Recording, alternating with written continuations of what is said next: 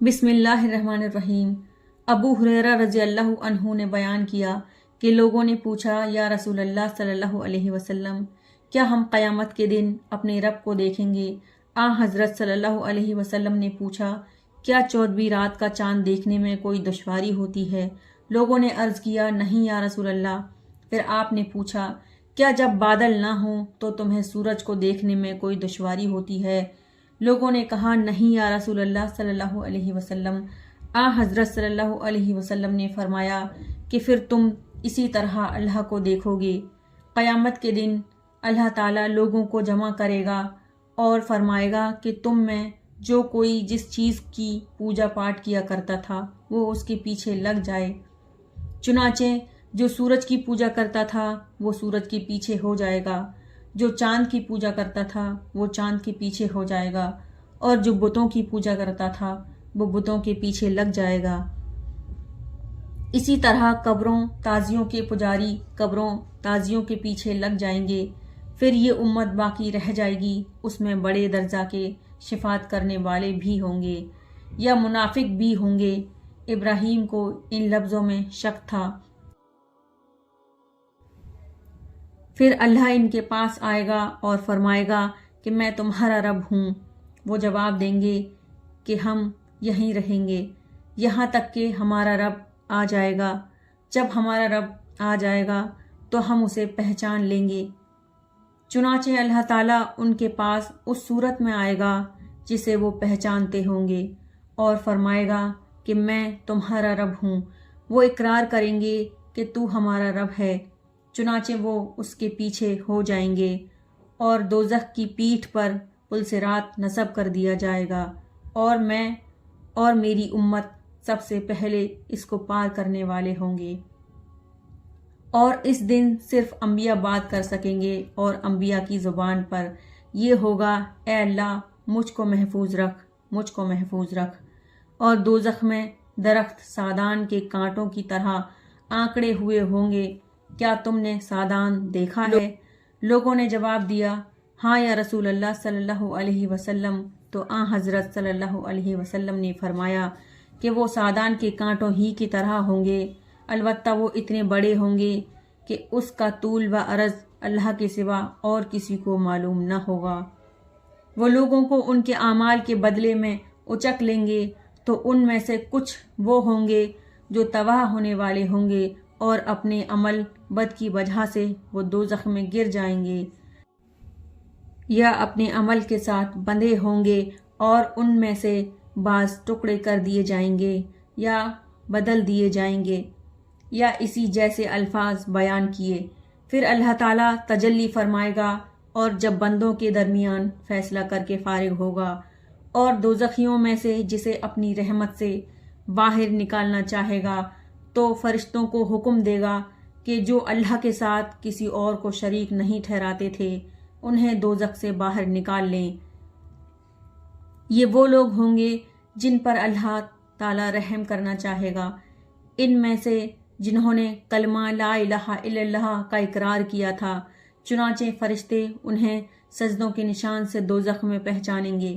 دوزخ ابن آدم کا ہر عضو جلا کر بھسم کر دے گی سوائے سجدے کے نشان کے، کیونکہ اللہ تعالیٰ نے دوزخ پر حرام کیا ہے کہ وہ سجدے کے نشان کو جلائے۔ یا اللہ ہم گناہ گاروں کو دوزخ سے محفوظ رکھیو، ہم کو تیری رحمت سے یہی امید ہے۔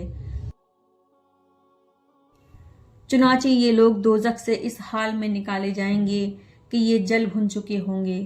پھر ان پر آب حیات ڈالا جائے گا، اور اس کے نیچے سے اس طرح اگ کر نکلیں گے جس طرح سیلاب کے کوڑے کرکٹ سے سبزہ اگا آتا ہے۔ پھر اللہ تعالیٰ بندوں کے درمیان فیصلے سے فارغ ہوگا۔ ایک شخص باقی رہ جائے گا جس کا چہرہ دوزخ کی طرف ہوگا۔ وہ ان دوزخیوں میں سے سب سے آخری انسان ہوگا جسے جنت میں داخل ہونا ہے۔ وہ کہے گا، اے رب میرا منہ دوزخ سے پھیر دے، کیونکہ مجھے اس کی گرم ہوا نے پریشان کر رکھا ہے اور اس کی تیزی نے جھلسا ڈالا ہے۔ پھر اللہ تعالیٰ سے وہ اس وقت تک دعا کرتا رہے گا جب تک اللہ چاہے گا۔ پھر اللہ تعالیٰ فرمائے گا کیا اگر میں تیرا یہ سوال پورا کر دوں تو تو مجھ سے کچھ اور مانگے گا؟ وہ کہے گا نہیں، تیری عزت کی قسم اس کے سوا اور کوئی چیز نہیں مانگوں گا، اور وہ شخص رب العزت سے بڑے عہد و پیمان کرے گا۔ چنانچہ اللہ اس کا منہ دوزخ کی طرف سے پھیر دے گا، پھر جب وہ جنت کی طرف رخ کرے گا اور اسے دیکھے گا تو اتنی دیر خاموش رہے گا جتنی دیر اللہ اسے خاموش رہنے دینا چاہے گا۔ پھر وہ کہے گا اے رب مجھے صرف جنت کے دروازے تک پہنچا دے۔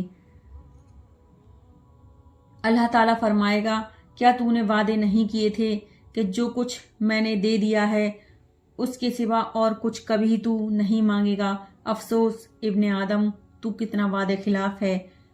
پھر وہ کہے گا اے رب اور اللہ سے دعا کرے گا۔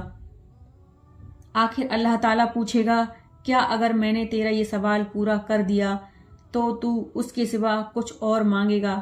وہ کہے گا تیری عزت کی قسم اس کے سوا اور کچھ نہیں مانگوں گا، اور جتنے اللہ چاہے گا وہ شخص وعدے کرے گا، چنانچہ اسے جنت کے دروازے تک پہنچا دے گا۔ پھر جب وہ جنت کے دروازے پر کھڑا ہو جائے گا تو جنت اسے سامنے نظر آئے گی اور دیکھے گا کہ اس کے اندر کس قدر خیریت اور مسرت ہے۔ اس کے بعد اللہ تعالیٰ جتنی دیر چاہے گا وہ شخص خاموش رہے گا، پھر کہے گا اے رب مجھے جنت میں پہنچا دے۔ اللہ تعالیٰ اس پر کہے گا کیا تو نے وعدہ نہیں کیا تھا کہ جو کچھ میں نے تجھے دے دیا ہے اس کے سوا تو اور کچھ نہیں مانگے گا؟ اللہ تعالیٰ فرمائے گا افسوس ابن آدم، تو کتنا وعدہ خلاف ہے۔ وہ کہے گا اے رب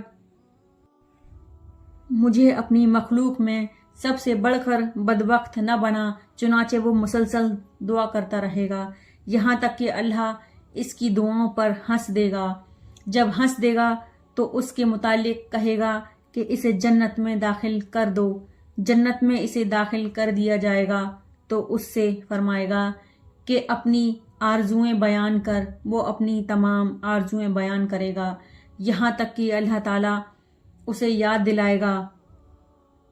وہ کہے گا کہ فلاں چیز یہاں تک کہ اس کی آرزوئیں ختم ہو جائیں گی تو اللہ تعالیٰ فرمائے گا کہ یہ آرزوئیں اور انہی جیسی تمہیں ملیں گی۔